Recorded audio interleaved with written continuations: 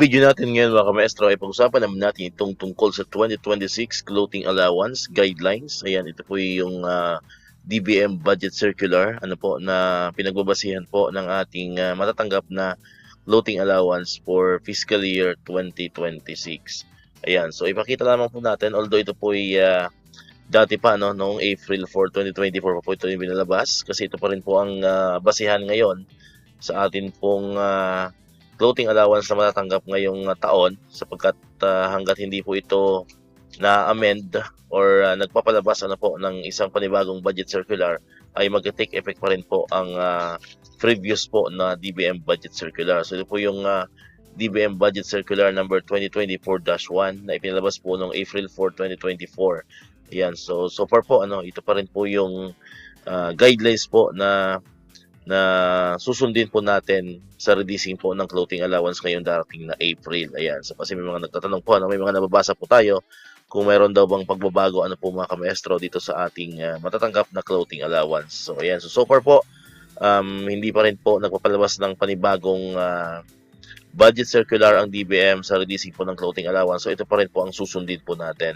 Okay, so hindi ko na po nilagay lahat ng parts po ng budget circular kasi medyo may kahabaan po 'yon. So syempre nilagay lang natin yung importanteng bahagi na kung saan doon po nakalagay yung amount na matatanggap po natin.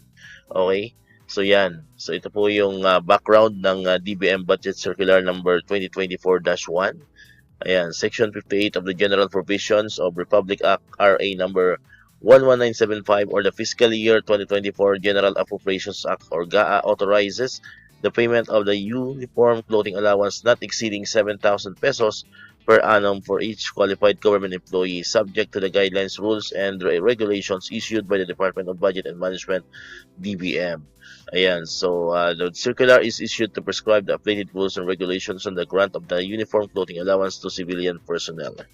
Ayan, so coverage po nito ay circular covers civilian government personnel occupying regular contractual or casual positions, appointive or elective, rendering services on the full-time or part-time basis. Ayan, so malinaw po dito mga kamaestro na 7,000 pa rin po ang ating matatanggap na clothing allowance for fiscal year 2026. Ayan, so sa mga nagtatanong naman kung kailan daw natin yan matatanggap, of course, yan naman po ay parating natatanggap usually first week ng April, po mga kamaestro.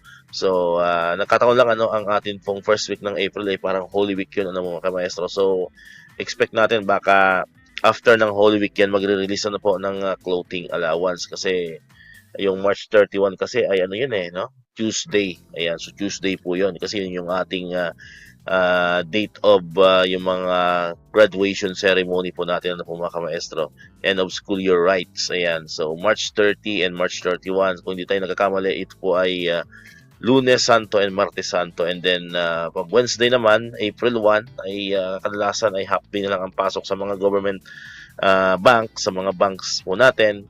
So may possibility po na after na po ng Holy Week natin matatanggap itong ating clothing allowance, ayan, na 7,000 pesos. Alright, so yun po yung ating updates po mga kamaestro patungkol pa rin dito sa atin pong inahantay na clothing allowance ngayong fiscal year 2026. Alright, so dito ko natatapusin ang ating video ngayon mga kamaestro. Kung hindi ka pa nakakapag-subscribe, click mo na ang subscribe button dyan para ikaw yung unang nakapanood ng mga videos na ina-upload natin.